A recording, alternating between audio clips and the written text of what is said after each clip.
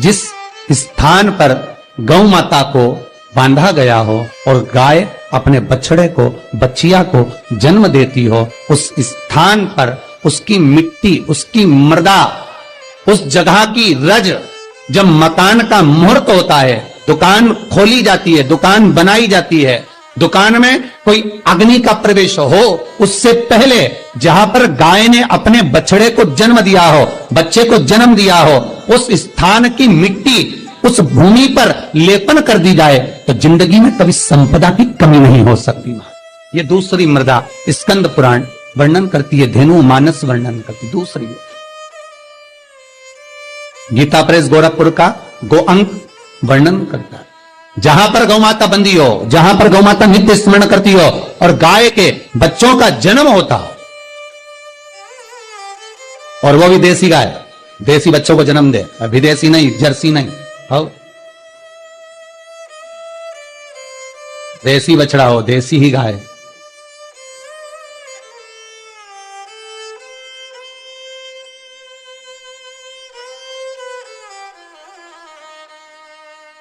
महाराज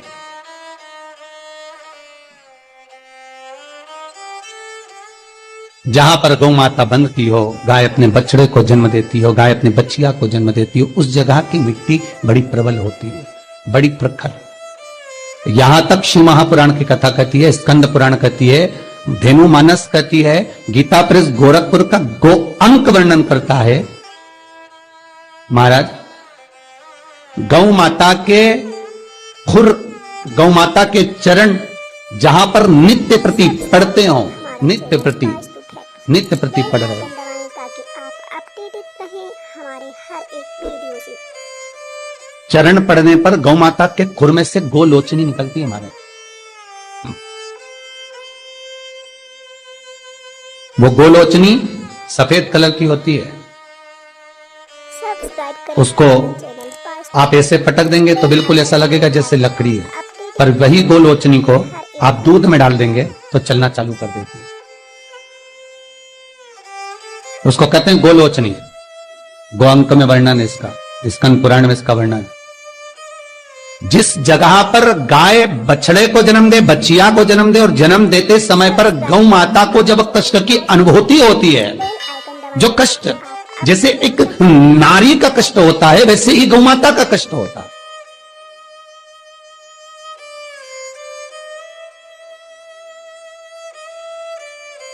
और वो कष्ट के समय पर खुर में से गौलोचनी गौ माता के कष्ट को हरने के लिए प्रकट होती है।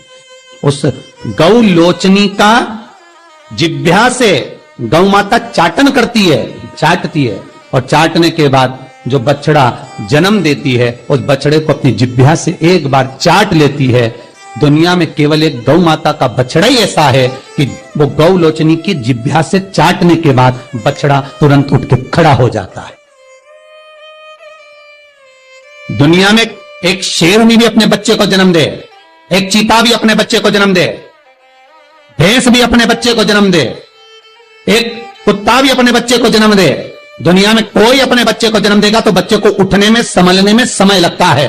पर दुनिया में केवल एक गौ माता ऐसी है कि गौ माता अपने बच्चे को जब जन्म देती है, जन्म देने के कुछ देर बाद जब वो गौ लोचनी की जिह्वा से चाट लेती है, बच्चा उठकर खड़ा हो जाता है। दुनिया में केवल एक गौ माता है।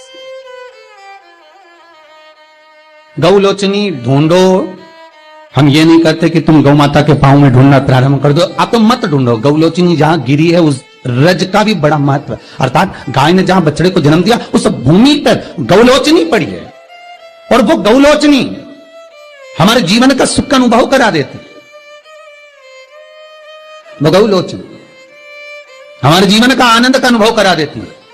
इसलिए शास्त्र कहता है कि नई दुकान बन रही हो, नया मकान बन रहा हो, महाराज नई कोई प्रॉपर्टी आपने खरीदी है और उसमें कोई व्यापार चालू करना चाहते हो, तो पहले गाय जहां पर बछड़ा बच्चिया को जन्म दिया हो, भले पहले दिया हो, पर जमीन तो वही है, रस तो वही है, वहां की मिट्टी का लेपन करने से वो सुख, वो आनंद, वो संपदा बढ़ जाती है।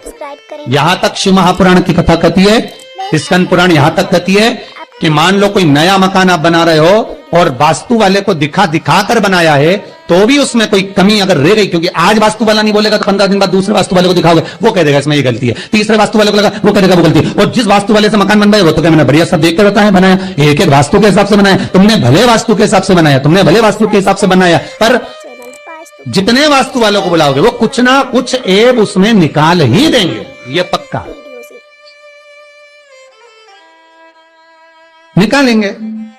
तुम किसी को पत्रिका दिखाने चले जाओ, किसी को अपना हाथ दिखाने चले जाओ, तुम किसी से नक पूछने चले जाओ, तुम किसी वास्तुशास्त्री के पास चले जाओ, जब तक वो उसमें थोड़ा बहुत एब नहीं निकाले तो क्या मतलब कि उनकी राजनीति जो विद्या उसमें निकालना तो पड़ेगा ना। रहे हमारे हर एक वीडियो से। थोड़ा बहुत भय तो उत्पन्न करना पड़ेगा ना। पर शिव महापुराण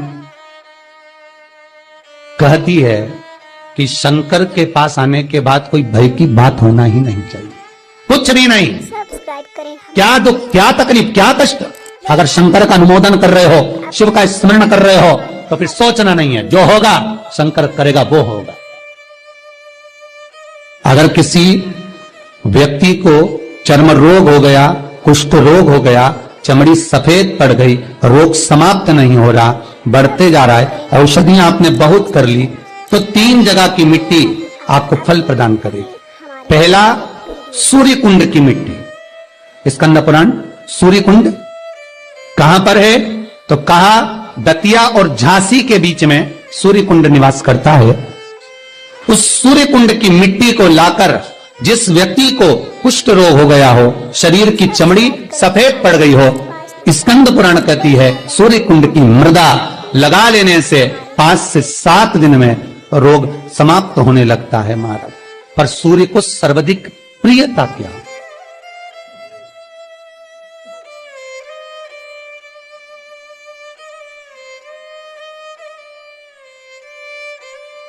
सब्सक्राइब करें हमारा चैनल। सर्वाधिक प्रियता सूर्य को क्या, आप अपडेटेड क्योंकि सूर्य तपता है, तो उस तपन को मिटाने के लिए सूर्य देवता के शरीर पर गाय का घृत मला जाता, जैसे शनि को तेल लगाया जाता है, सूर्य को घृत मला जाता। इसलिए सूर्य कुंड का एक नियम है कि सूर्य कुंड पर से अगर हम मिट्टी लेकर आते हैं, शरीर पर लगाने के बाद जब शरीर का चर्म रोग समाप्त हो जाए, सफेद चमड़ी अपने वापिस रंग में आ जाए, तब आप जितनी कामना कर कर आते हैं उतना घी उस सूर्य कुंड के पास में डालना पड़ता है। 1 किलो, 2 किलो, आधा किलो, 250 ग्राम, 25 ग्राम, 50 ग्राम, जो आपने कामना करी है उतना चढ़ाना, पर वो घी गाय का होना चाहिए।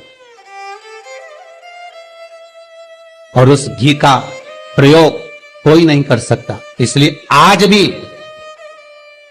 स्कंद पुराण में तो केवल सूर्य कुंड का वर्णन है, घृत का वर्णन है, पर स्थान आज भी झांसी और दतिया के बीच में जो सूर्य कुंड विराजमान है, आज भी वहां पर कुंड के पास में एक घी का कुआं है जिसमें घी डाला जाता है, पर उस घी का प्रयोग कोई दुनिया का व्यक्ति नहीं कर सकता। जो करता है वो शरीर में फफोले पड़ जाते हैं और बाद में सड़कर मर जाते हैं। हमारा channel Vastu fact bell icon दबाएं ताकि आप अपडेटेड रहें। घृत है, पर गंध नहीं, घृत है।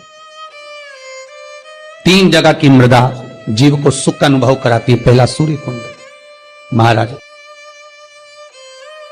श्री शिवाय नमस्तुभ्यं, श्री शिवाय नमस्तुभ्यं, श्री शिवाय